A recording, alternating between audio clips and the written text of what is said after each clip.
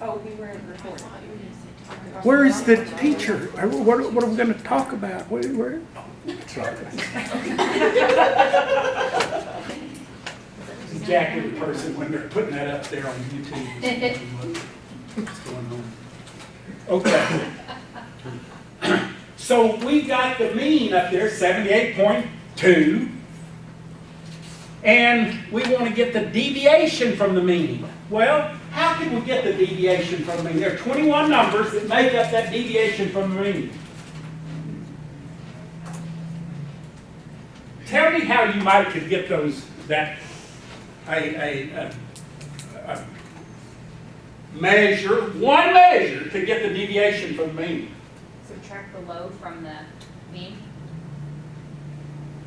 You could subtract the lowest one, 57, from this mean. Yes. Okay. That would allow us to get a deviation, but I don't know if that would be any kind of representative deviation. If you subtracted that lowest one from that, you'd get, 21 point something. And then Okay. subtract the mean from the higher end, and then average those two deviations together. That would be one way, and do the absolute value. Okay, 99 minus 78, that would be 20.71. Okay, and then we could average them together, couldn't we?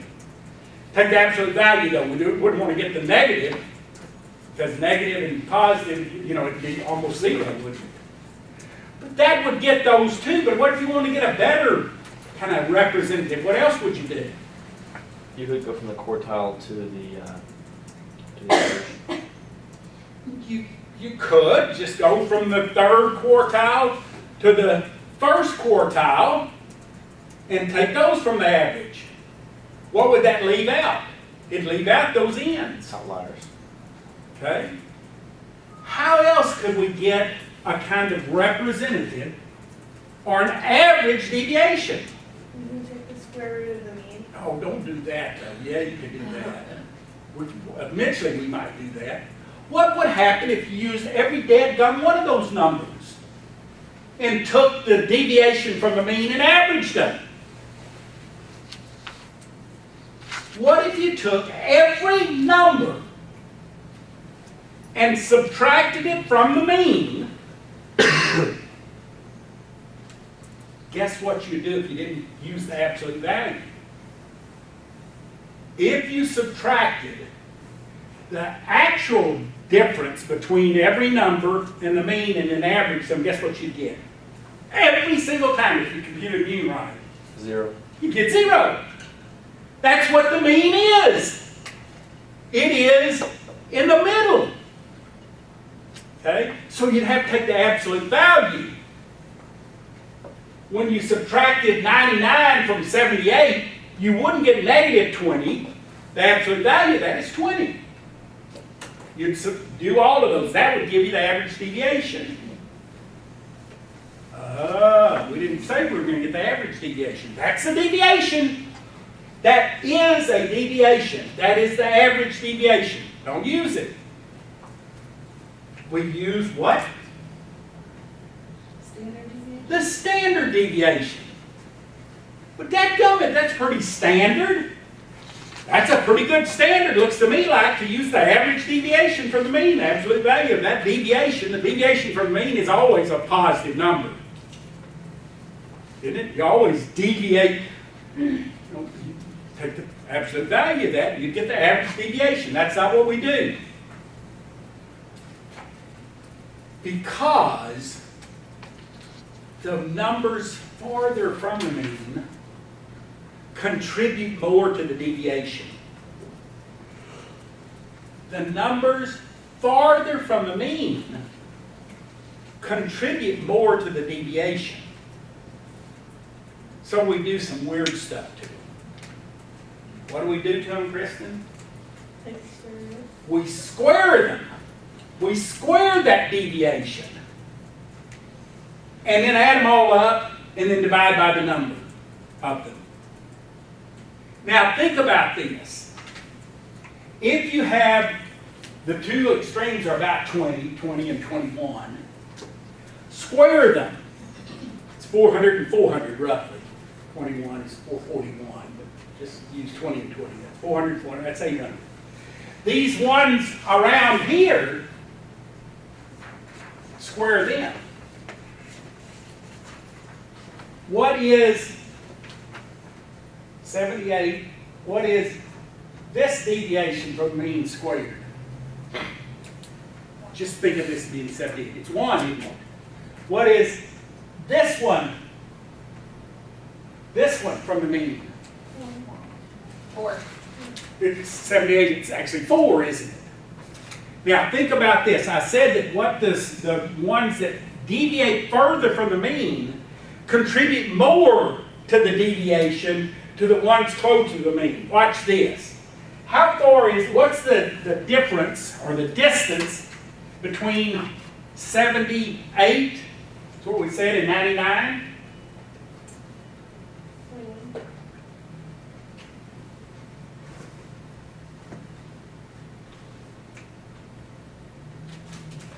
Its absolute value is 21, okay? What is the absolute value, well, the number 78 from 57, 57 from 78? Is that the same 21, isn't it? Okay? Now, what were those other ones? What's the distance from 78 to 79? Is 1. 78 to 80 was 2. How much more is 21 than 2? 19. What, 19 or what? How much, you know? 10 times. It's 10 times as much. It's more than 10 times as much. Let's square the numbers. And I'm just going to use 400 even though it's 441, and this one is 4. What's the difference? 100 times. It's 100 times different. So when we square them, we do a whole lot more to them. They contribute more. Now, what we do then, though, is we add them all up.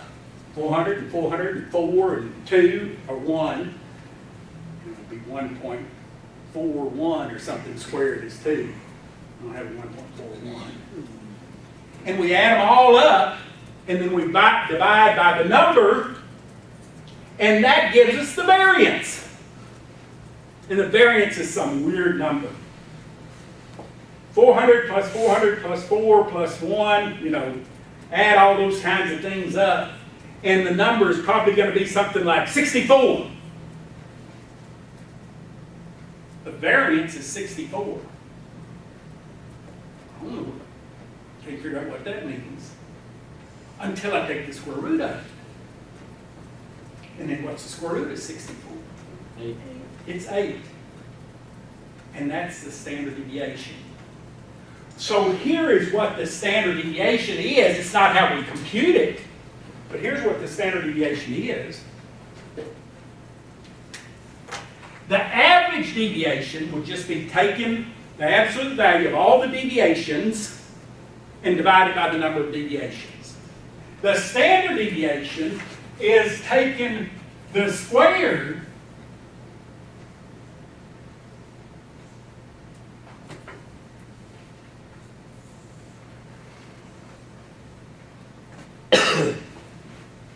okay, square all of those numbers. What is this right here?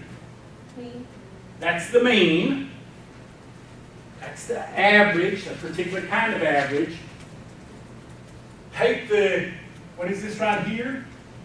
Some. It's summing all of those squared numbers minus the mean divided by n to get some standard, to get some variance. And then if we take the square root of that, we get standard deviation. Well, that isn't how we compute it though. We could do all the goofiness to the math and we'd come up with something like this. We'd say sum of all x's squared minus the sum of x's quantity squared over n, all divided by n. And that's equal to variance.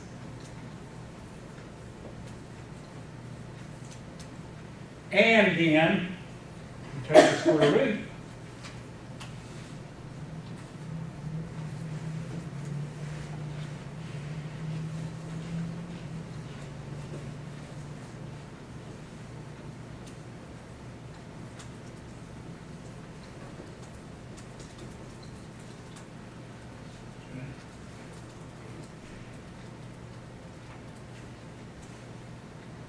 They call it SD. It's the standard deviation. Play with the numbers sometime. Write you a set of numbers and figure out the average deviation and then figure out the standard deviation. And the standard deviation will be larger because it puts more, it counts more the outliers or the extremes. They don't even have to be quote unquote outliers.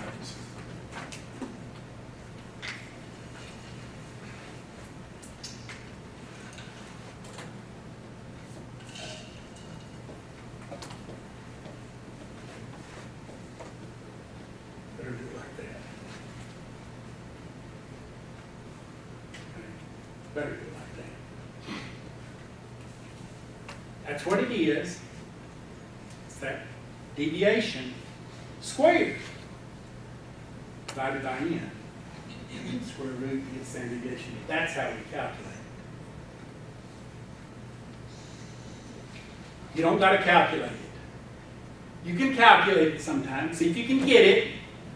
Look at a formula. You don't got to memorize the formula. Not going to ask you to memorize that formula.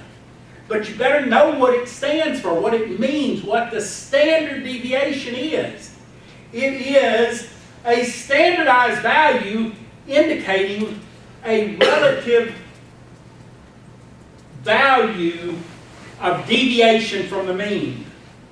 And it's relative to all of the numbers, with the numbers further from the mean contributing more to the standard deviation than those closer to the mean. A whole bunch to just say, why don't we just use average deviation? Can't do it like that. So watch what happens here then. How do we then compute standard deviation?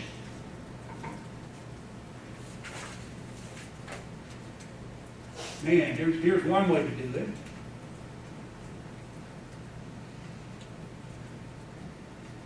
And I guess it's over here under more functions. Statistical functions, and let's do standard deviation.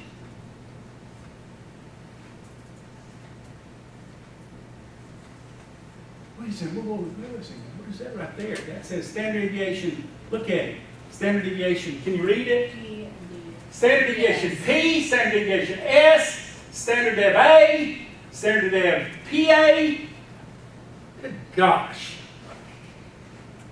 We can look and get help and see what all that means. Or we can just calculate and see if we can figure it out. One of the ways to do it is just calculate it, figure it out, see if we can figure out what the difference is.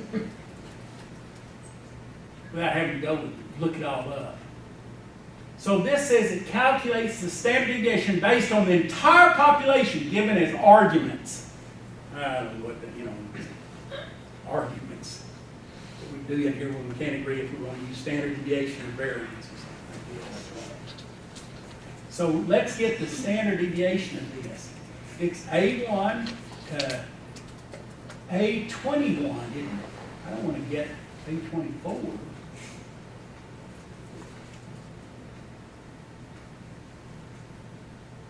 And what is it?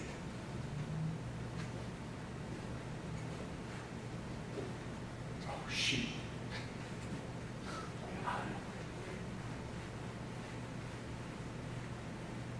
You read it there?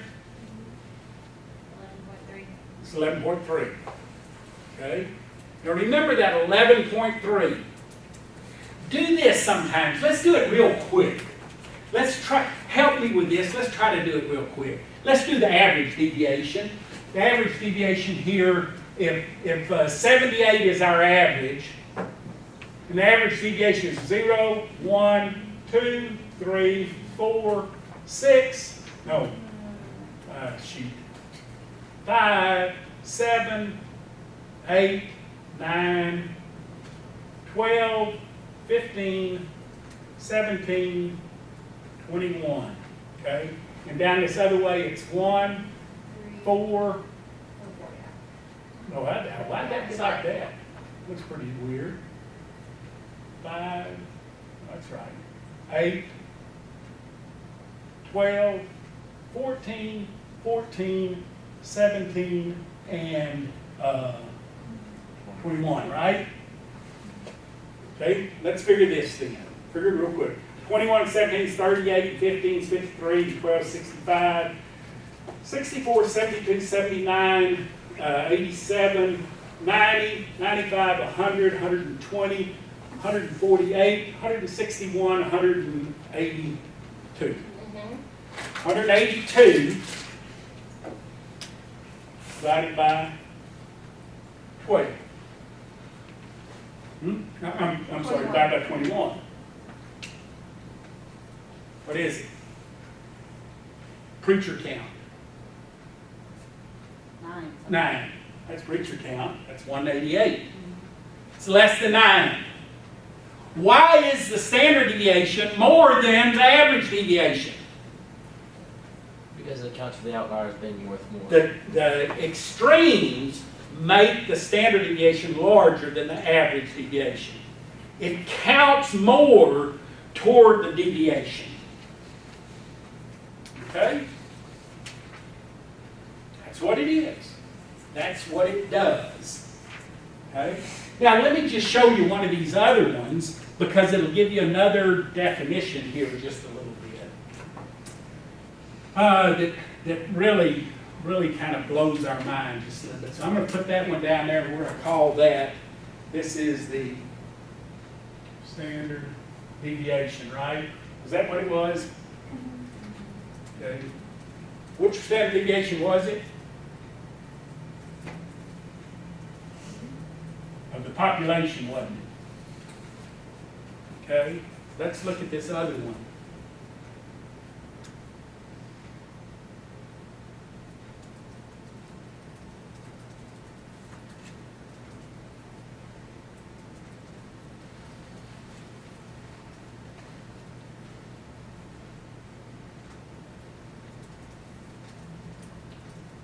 Here's this one right here. This estimates the standard deviation based on a sample. Okay? This isn't a population now. This is a sample, and it estimates the standard deviation. Estimates what standard deviation?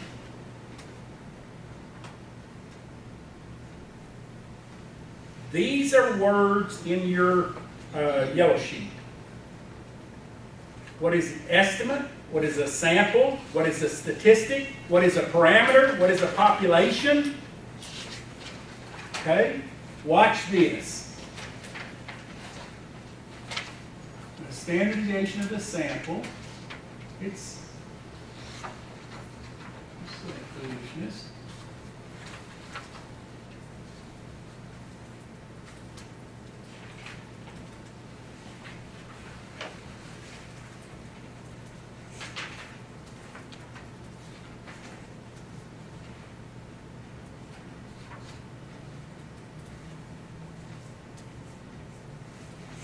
You let me think with you a while ago. Was it 11.6? It must not be.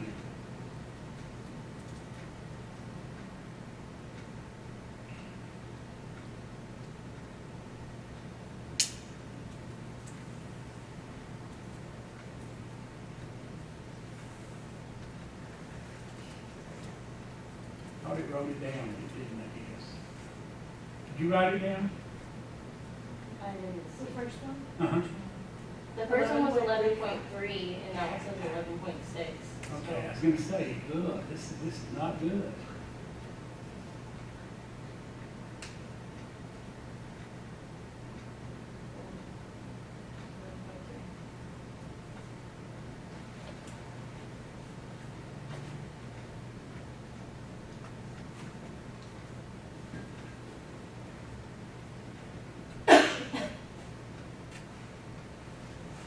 This was the standard deviation of the population. This was the standard deviation estimate from the sample.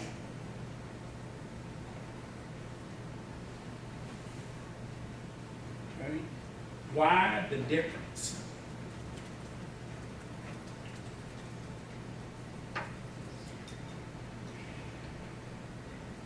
Without a correction, the standard deviation from a sample It's, does not estimate the standard deviation of a population. What is a sample? that same part of the population. It's part of the population. If you choose randomly things from a population, what do you tend to get? You tend to get outliers as much as you do if you get the whole population? Will you get the outliers if you get the whole population? Yes. Absolutely you will. If you only get a sample, are you likely to get those outliers? So it's Not as likely to get. So when we get the standard deviation of a population, that says that is its standard deviation. When we want to estimate a standard deviation, what standard deviation are we trying to estimate? Estimate standard deviation of the sample that's for the population. So We're typically it's larger because the sample's smaller, so it's saying we don't know what the population is, so we're going to count for more. Okay, so what are we trying to estimate? The standard deviation of what? In the end result of the population. Of the population. We're trying to estimate the standard deviation of the population from a sample. And that deviation is too small. So some of you remember it, never did remember this, because you probably weren't told it. You remember that you divide by n minus 1, don't you? Why do you divide by n minus 1? When you divide by n minus 1, what does that cause the standard deviation to be? When you divide something by a smaller number, what does that cause? Bigger. Cause it to be bigger, doesn't it? So we're going to get a bigger number when we try to estimate the population standard deviation. The population, its value is called what? A parameter. What is a sample standard deviation? What do we call that in general? It's a statistic. What do we call the number that we use to approximate the population parameter? Estimate? We call it an estimate. Okay? This always is an estimate. This calculates an estimate. The other one calculates the standard deviation of the sample divided by n, but we never use it because we really don't care about the standard deviation of the sample. We are always trying to estimate the standard deviation of the population. If we do a census, what does that mean? You get information from every. We sampled all parts of the population. We have gotten information from all. So think of it this way. Sample is the population. What statistic is to parameter. And then the part that goes between is the estimate. We estimate values, we estimate parameters from samples. Do you have that in your yellow sheets? Is that that what you came up with? Is that what you came up with, parameter? Is that what you came up with, population? Is that what you came up with, sample? Do you have census? I don't even know if that's in there.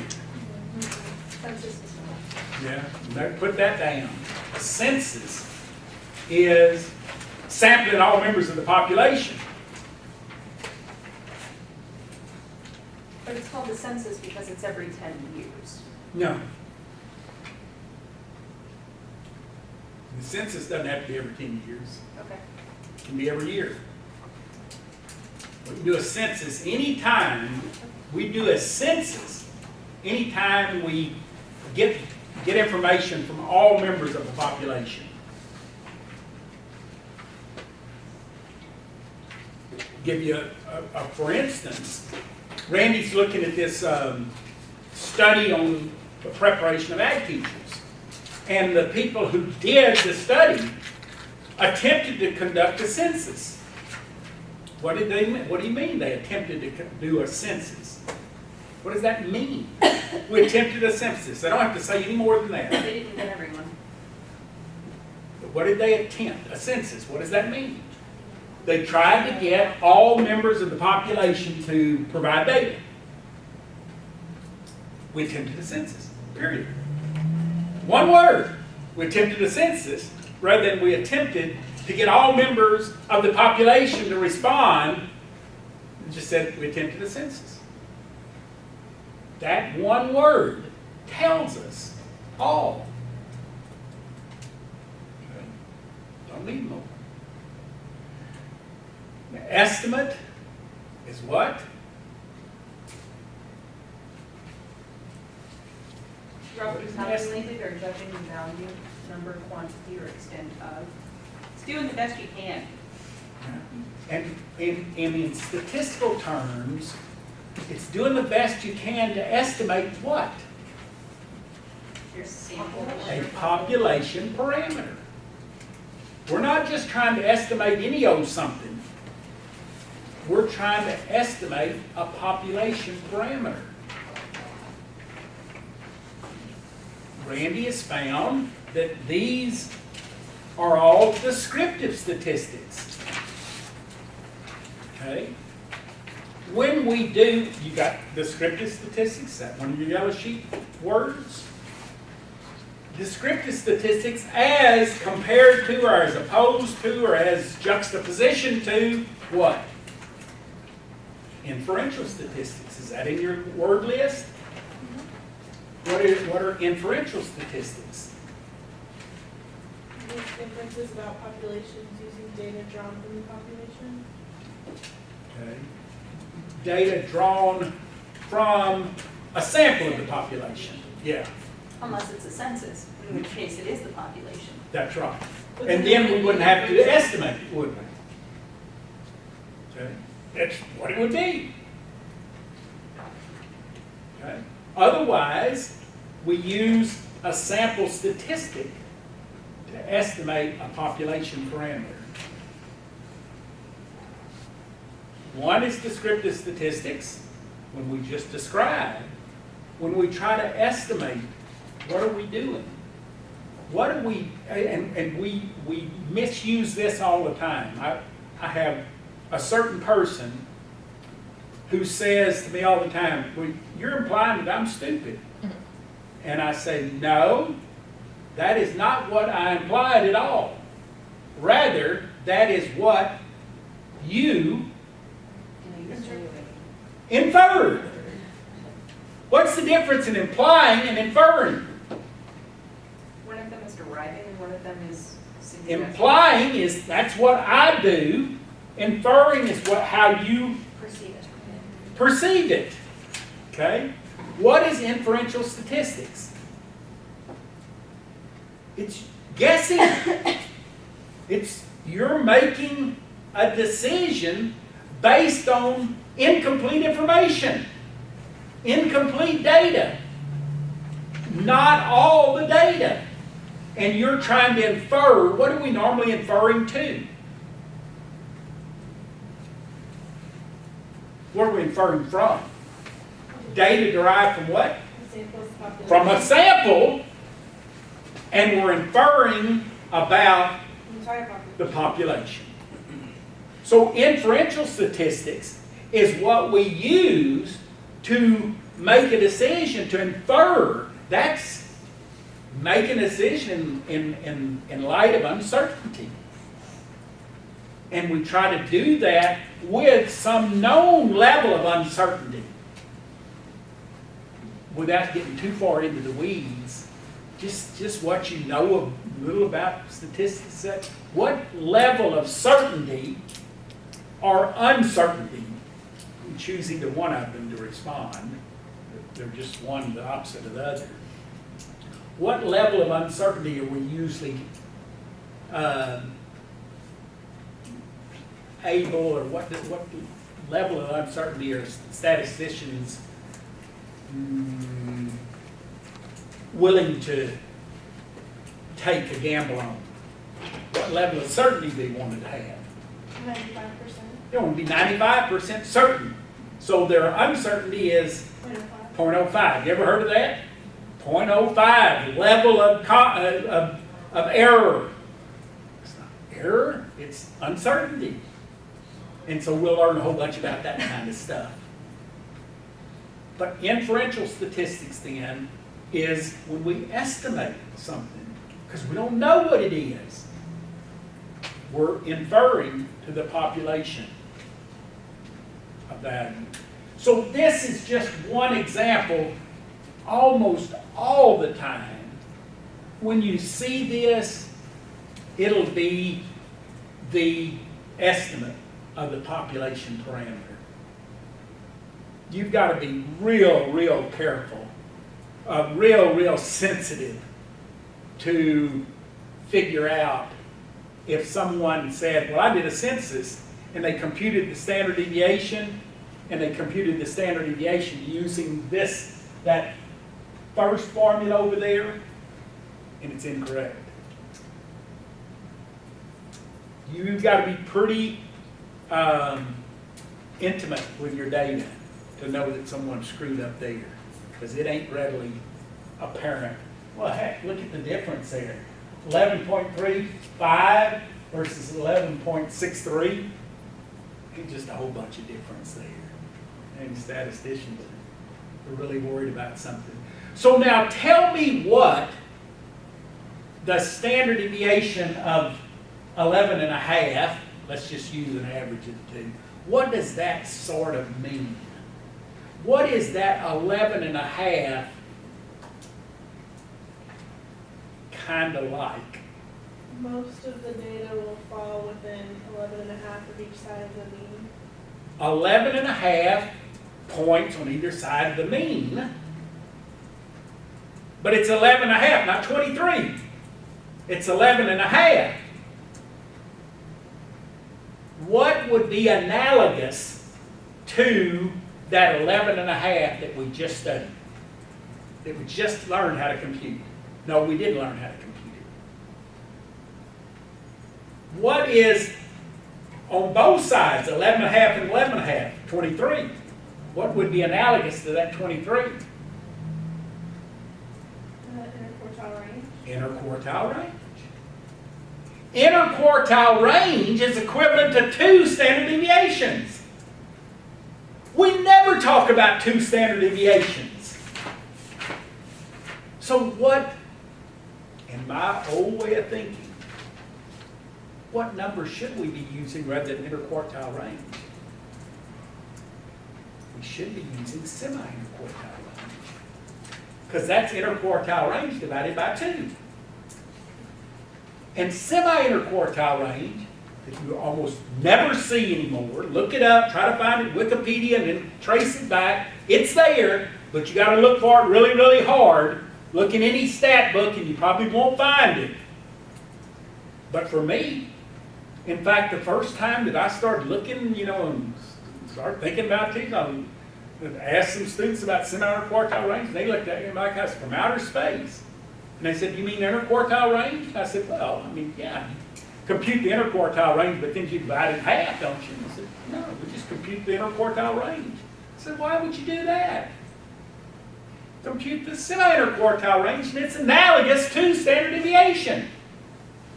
It's one side of the mean, and then put it on the other side of the mean also, and you got the interquartile range, or two standard deviations, which we never do. Rarely do. Well, there's one more kind of at least one more bag of tricks for tonight up our sleeves. We've already broached the subject, but we haven't really got at it very much. This is about how the data are distributed. We've got the mean, median, mode, we've got the dispersion, and we've got these conventions about, these group data or years, age versus some number, score. All kind of foolishness there. We gotta think through and really think about what it means to be precise.